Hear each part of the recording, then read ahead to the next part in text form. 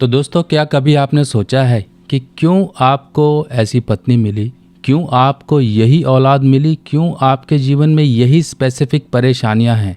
क्या कभी आपने ये जानने की कोशिश की कि हर एक इंसान के साथ कुछ ना कुछ चीज़ें जुड़ी हुई हैं और इन्हीं चीज़ों के साथ, इन्हीं रिश्तों के साथ, इन्हीं परेशानियों के साथ इंसान अपना जीवन भोग रहा है, जिसको हम कहते हैं ऋण बंधन। यानी कि आपका कुछ ना कुछ तो नाता रहा था पिछले जन्मों से कि आपको यही संतान मिली, यही आपको पत्नी मिली, यही आपको माँ बाप मिले, यही आपके जीवन में जो जानने वाले लोग हैं वही आपको मिले। क्यों ये सब कुछ इंसान के जीवन में आया? अगर हम देखें, पूर्व जन्मों की बात करें तो इंसान का जीवन एक पीढ़ी, दो पीढ़ी ऐसे आगे बढ़ता रहता है और हमारे पूर्वजों द्वारा कुछ ना कुछ गलत कर्म भी हो जाते हैं, यानी कि कुछ ना कुछ गलत काम हो गए जिनका भोग जो इंसान इस समय जीवित है वो भोगता है। फॉर एग्ज़ाम्पल, एक बात समझिए कि मान लीजिए आपके पिताजी ने कहीं से कर्ज उठाया और वो कर्ज से उसने ज़मीन बना दी, मतलब घर बना दिया। अब उस घर में तो आप रहते हो, पिताजी रहे नहीं, पर जिस व्यक्ति से पैसे लिए थे वो कर्जा अभी तक खड़ा हुआ है और वो कर्जा कौन चुकाएगा? नेचुरल सी बात है, जो इस समय जीवित है संतान वही कर्जा चुकाएगी, क्योंकि कुछ ना कुछ लेखा जोखा होता है। अब हम बात करते हैं नेचर की, प्रकृति की। देखिए, प्रकृति में भी आपके हर एक तरह के लेखे जोखे का हिसाब होता है कि आप कहाँ गलत कर्म कर रहे हैं, कहाँ अच्छे कर्म कर रहे हैं, आपको क्या भोगना है, क्या आपको समस्याएं आनी हैं। ये सब के सब आपकी कुंडली में ग्रहों की स्थिति के अनुसार आ जाती हैं। फॉर दूसरे एग्जाम्पल के लिए एक और समझ लीजिए कि हमारे कर्म मान लीजिए बहुत खराब हो गए हैं, पिछले जन्मों से हमारे जीवन में कुछ गलत कर्म चल रहे हैं जिनकी परेशानियां हमारी आने वाली पीढ़ियां सब भोग रही हैं। कुछ ना कुछ परेशानियां रहीं, कहीं शादी नहीं हुई, कहीं हेल्थ की प्रॉब्लम्स रही, कहीं बीमारियों से चले गए लोग, कहीं बड़ा धोखा हो गया, कहीं कोई प्रॉब्लम हो गई। ये सब परेशानियां इंसान के जीवन में चली आ रही हैं, यानी कि आपके ऊपर कर्मों का बोझ, जो कि बुरे कर्मों का बोझ है, वो बहुत ज़्यादा है। एक बाल्टी पानी है और उस बाल्टी में गंदा पानी भरा हुआ है। अगर उसी बाल्टी में आप एक लोटा साफ पानी डालेंगे तो कुछ नहीं पता लगेगा। अगर आप यही प्रक्रिया बार बार करोगे तो वो गंदा पानी साफ पानी में बदल जाएगा। इसी तरीके से हमारे कर्म हैं। अगर हमारे गलत कर्म हैं तो उनका पश्चाताप या फिर प्रायश्चित हम अगर इस जन्म में करते हैं तो हम उन बुरे कर्मों को भी सही कर्मों में बदल कर हम उनसे अच्छे रिजल्ट ले सकते हैं। देखिए, आजकल की परेशानी क्या है, आपको ये समझना है कि हमारे कर्म हमें किस तरह से परेशान करते हैं।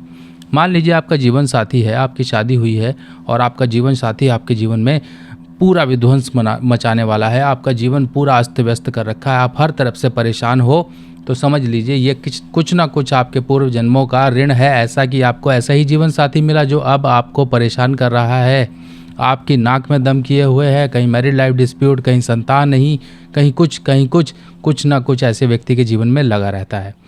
दूसरी तरफ तो हर एक की परेशानियाँ हैं आजकल, किसी की कम है, किसी की ज़्यादा है। कुछ तो बेचारे बच्चे बहुत अच्छे निकल जाते हैं, माँ बाप का नाम रोशन करते हैं, पर ज़रूरी नहीं हर एक की माँ बाप की किस्मत ऐसी हो सकता है वही औलाद कहीं गलत चक्करों में पड़ गई हो, नशे की आदी हो, कहीं घर से चोरी करती हो, माँ बाप को गाली गलौज करती हो, माँ बाप की छाती पर मूंग दलने वाली औलाद हो। बहुत सी औलादें हैं ऐसी, आपने देखी होंगी, आपके अड़ोस पड़ोस या मोहल्ले में, आपके जानकारी में भी ऐसे लोग होंगे जिनकी माँ बाप जो हैं वो अपनी औलाद के कारण ही दुखी हैं, औलाद के कारण ही परेशान हैं। रोज़ वो खून के आंसू पीते हैं क्योंकि उनकी औलाद ने उनको दुखी कर रखा है। क्या कारण हो सकता है ऐसा? ये होते हैं पिछले जन्मों के ऋण। अब देखिए, ऋण कैसे इंसान के ऊपर चढ़ा। जरूरी नहीं कि ये ऋण आपको पिछले जन्म से ही लगा हो। एक दूसरा एग्जाम्पल और देता हूँ मैं आपको। इन एग्जाम्पल से आपको ऋण को समझने में बहुत आसानी होगी। आप घर में दही तो जमाते होंगे, जी हाँ, घर में आप दही जमाते हैं तो उसमें कुछ मात्रा में खट्टा डालते हैं, पुराना दही या जो भी होता है, दही जमावन जिसे हम कहते हैं। क्या आपने कभी सोचा है ये जमावन कहाँ से आया? ये जमावन पता नहीं कहाँ से शुरू हुआ, इसी तरीके से आपके जीवन पर ऋण है, और ये ऋण जरूरी नहीं कि आपके ऊपर पिछले जन्म से ही चढ़े हों। हो सकता है ये ऋण आपके बहुत लंबे समय से चलते आ रहे हैं, जिनका भोग आपकी हर पीढ़ी कर रही है। हर पीढ़ी आपकी अपने जीवन में परेशानियां भोग रही है। और दूसरी तरफ ऋण आता है यानी कि बिटिया। बिटिया भी लोग परेशानियां झेलते हैं बिटिया के कारण। और दूसरी तरफ ऋण आता है जालिमाना, यानी कि आज मैं आपको दो तरह के ऋण बताने वाला हूँ जो आपको जीवन में हर तरफ से परेशान करते हैं। पहला तो वो होता है कि बहन बेटी या फिर आपकी औलाद या फिर आपको कहीं ना कहीं स्त्रियों से प्रॉब्लम हो रही हो। और दूसरा ऋण आता है कि आपके जीवन में हर तरफ से नाकामी और एक आप ऐसे बुरे दलदल भरे समय में धंसते जा रहे हो कि जिससे निकलने के रास्ते ही नहीं सूझ रहे हैं। तो ऐसे दो ऋण हैं जिनको आज आपको मैं डिटेल में समझाने वाला हूं, जिनका नाम है, पहला ऋण है जालिमाना ऋण और दूसरा ऋण है धी बहन बेटी, यानी कि कोई बहन बेटी का ऋण। अब ये ऋण कैसे हम पहचानेंगे? देखिए, कर्म दोष या फिर किसी तरह से आप ऋण बंधन कुंडली में और भी तरीके हैं देखने के, पर कुछ ग्रह जब कुछ खास स्थिति में आके बैठ जाएं तब समझ लीजिए कि ये आपके ऊपर कुछ ना कुछ पूर्व जन्मों के ऋण दर्शा रहा है। उन ऋणों से निकलने के रास्ते भी बताऊंगा। पहले आप समझ लीजिए कि कैसे ये ऋण आपका जीवन किस रूप से परेशानी में लेकर आ रहा है। तो आगे बढ़ने से पहले सबसे पहले मैं ये बता दूं, जिनके पास कुंडली है वो भी समझ सकते हैं, जिनके पास नहीं है कुंडली वो भी समझ सकते हैं। कुंडली के लिए मैं आपको पेपर पे प्रॉपरली तरीके से समझा दूंगा कि ऐसे ऐसे आपको ग्रह देखने हैं, और जिनको कुंडली नहीं भी है वो अपनी परेशानी के अकॉर्डिंग ये समझ सकते हैं कि मैं इस ऋण के प्रभाव में हूँ। सबसे पहले हम बात करते हैं धी बहन बेटी का ऋण, यानी कि बहन बेटी का ऋण। कोई भी छोटी कन्या, बहन या बेटी, देखिए ये सब कुछ कैसे चला। भ्रूण हत्या या किसी की बहन बेटी के पर कोई अत्याचार, या फिर किसी बहन बेटी के ऊपर कोई जैसे कोई किसी तरह से रेप किया हो, कोई उसको मार दिया गया हो, कोई उसके ऊपर जुल्म ढाए हों, उसका जीवन नष्ट कर दिया गया हो, उसके जीवन पर दुखों के पहाड़ ला दिए गए हों, ये सब कारण एक ऋण के रूप में बैठता है आपके ऊपर। अगर मान लीजिए आपकी कुंडली में, तो इस तरह से आप कुंडली देखिए, और ये आपकी कुंडली में ये पहला भाव होगा, ये तीसरा भाव होगा। अगर हमें बात करनी है तीसरे और छठे भाव की, तो ये देखिए ये तीसरा भाव होगा और ये छठा भाव होगा। अब आपने ये समझ लिया कि तीसरे और छठे भाव में अगर मान लीजिए यहाँ पर आपकी कुंडली में चंद्र आ जाता है, तो आप समझ जाइए कि आपके ऊपर धी बहन का ऋण है। अगर आपकी बच्चियाँ हैं, अगर आपकी कोई इस तरह से आपको स्त्री या कोई फीमेल वर्ग से परेशानियां आ रही हैं, तब आप समझ लीजिए कि आपके ऊपर धी बहन का ऋण है। और ऐसा ऋण आपको जीवन में कभी भी संतुष्टि नहीं लेने देगा। आपको कुछ ना कुछ दिक्कतें स्त्री वर्ग या फिर छोटी कन्याओं या फिर इस तरह से आपके बच्चों के, मान लीजिए बिटिया है तो बिटिया के रूप में आपके जीवन में परेशानियां दिलवाएगा। कुछ ना कुछ इनसे आपको दुख ही प्राप्त होगा।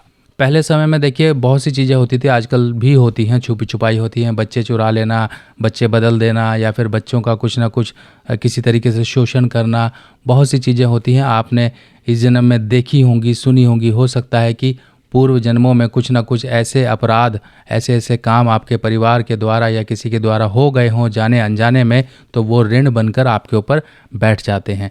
अब इसका सोल्यूशन क्या है? सोल्यूशन मैं आगे बताऊंगा। सबसे पहले हम बात कर लेते हैं दूसरे ऋण के बारे में। दूसरे ऋण से क्या होता है, जिसे कहा जाता है जालिमाना ऋण, जो कि इंसान की आमदन को बर्बाद कर देता है। इंसान आसमान पर उठा, फिर धड़ाम से आके ज़मीन पर गिरा, यानी कि सब कुछ तहस नहस, सब कुछ लुट गया, या फिर इंसान धीरे धीरे धीरे धीरे बर्बादी की ओर जा रहा है। तो समझ लीजिए ये आपके ऊपर जालिमाना ऋण बनता है।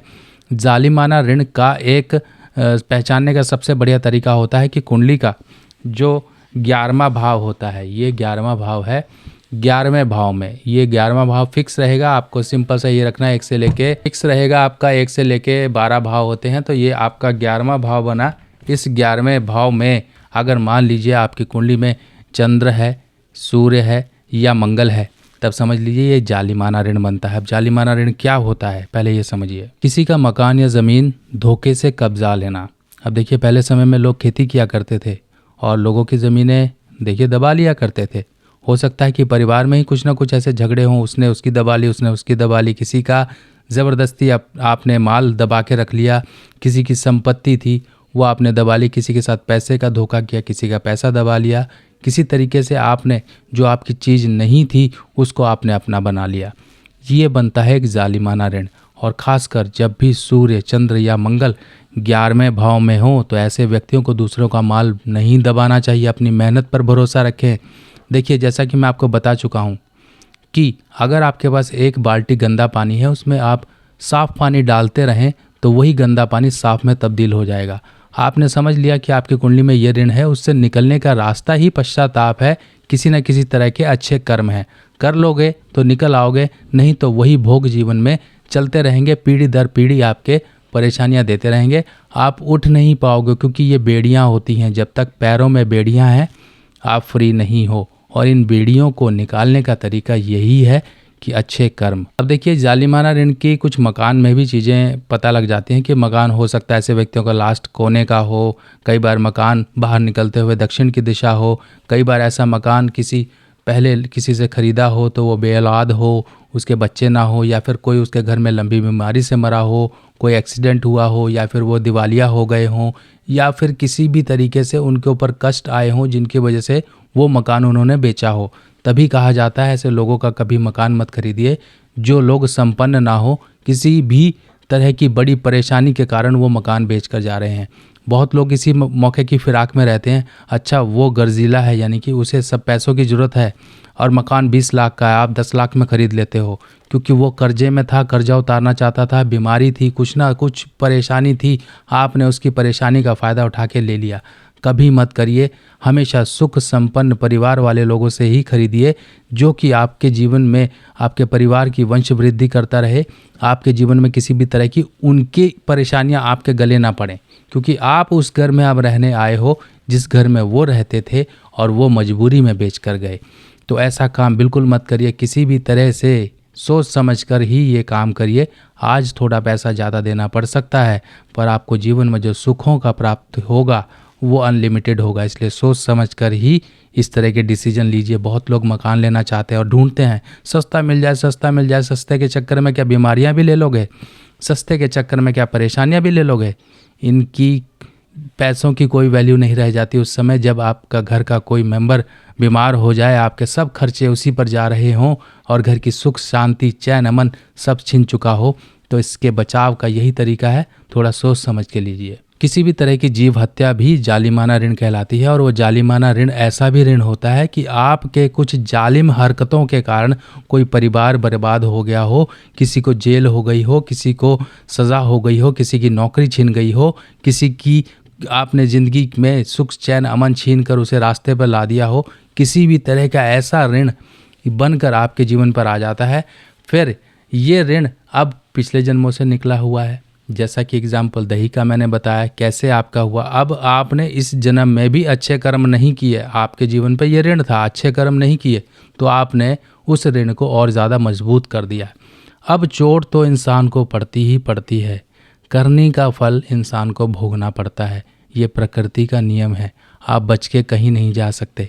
जैसे गाय को उसका बछड़ा ढूंढ लेता है, उसी तरीके से इंसान के कर्म उसके पीछे लगे रहते हैं, और समय पड़ने पर जब चोट का मौका आता है तो ऐसे समय पर चोट पड़ती है कि इंसान पहचान और संभलने का मौका नहीं लगा पाता है। तो आपके साथ अगर कहीं गलत कर्म हो रहे हैं, कोई गलत कर रहा है, तो कुछ ना कुछ रीज़न है। फॉर एग्ज़ाम्पल, एक बार मैं कहानी सुन रहा था तो उसमें भगवान बुद्ध की बात थी कि उनके मुंह पर कोई थूक कर चला गया। अब उन्होंने कुछ नहीं कहा, तो गौतम बुद्ध ने ये कहा कि हो सकता है ये मेरे पिछले जन्मों का कुछ ना कुछ कर्म था या ऋण था जो आज ये कर कर चला गया। तो मैं इसका कोई रिएक्शन नहीं दूंगा, क्योंकि उन्हें पता था ये कुछ ना कुछ पिछले जन्मों का ही रीज़न है कि ऐसा व्यक्ति आकर मेरे चेहरे पर थूक कर चला गया। तो ये कुछ ना कुछ देखिए कर्मों का बंधन होता है। आप इन चीज़ों से ओवर रिएक्ट मत करें।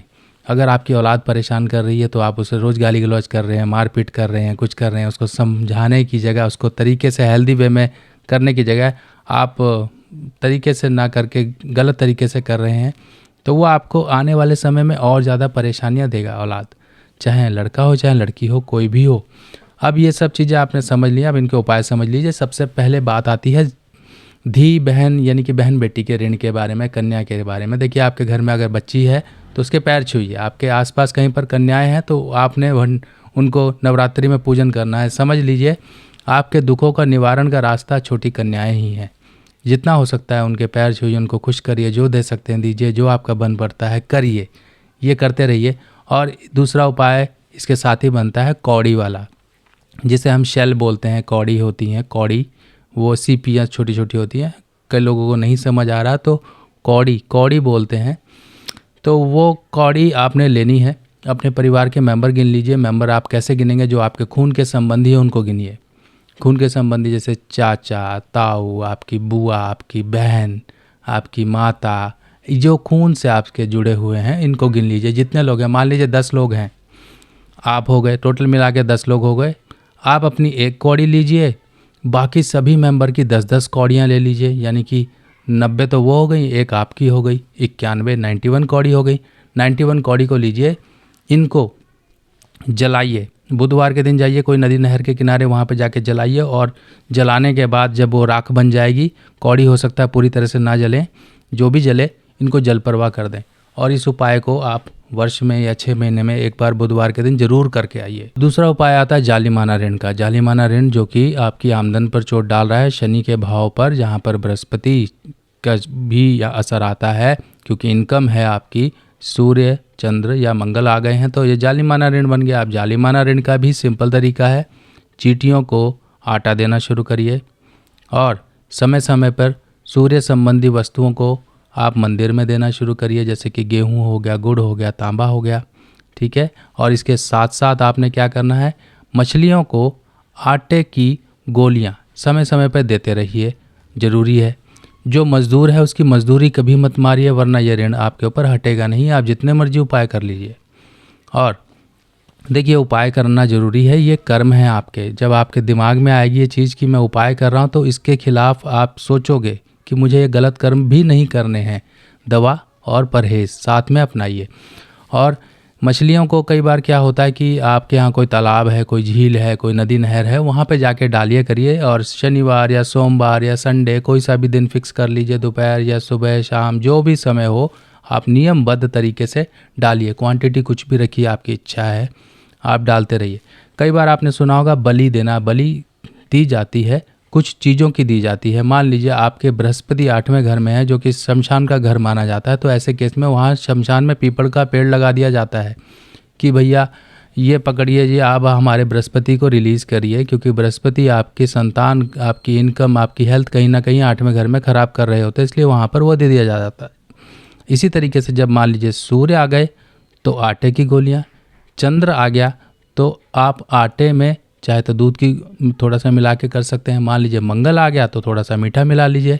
इस तरीके से ऐसी चीज़ें, शनि की जो जीव हैं, मछलियाँ, इनको देना है। या फिर जो शनि के जीते जाते लोग हैं वो हैं लेबर क्लास लोग, मज़दूर, जो मज़दूरी करते हैं, बिल्डिंग बनाते हैं, इस तरह के जो लोग होते हैं, इनको भिखारी नहीं, वो भिखारियों का उपाय अलग हो जाता है। पर यहाँ पर उनको दूध दे सकते हो, उनको आटा दे सकते हो, उनको मीठा दे सकते हो। इस तरह से चीज़ें देते रहिए समय समय पर।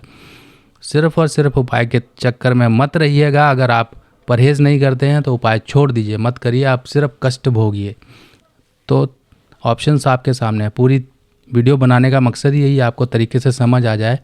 जो लोग शॉर्ट में ढूंढते हैं चीज़ें, उनके लिए वीडियो नहीं है। जो लोग तरीके से समझना चाहते हैं वो समझ जाएंगे, वरना कहावत तो वही है, जब जीवन में लिखा हो घिसना तो क्या नींबू पानी और क्या रसना। तो इसी तरीके से अपने जीवन में घिसिए मत, आप समझ जाइए और थोड़ा सजग होकर अपने उपाय करिए। बाकी इस वीडियो को उन लोगों तक जरूर शेयर कर दीजिएगा जिनको ज़रूरत है। जो लोग परेशानी में हैं वो उपाय करेंगे, वो अपनी परेशानियों से निकलेंगे। बाकी और जानकारी के साथ मिलते हैं नई वीडियो में, तब तक के लिए अपने सुभाष भाई को आज्ञा दीजिए। नमस्कार।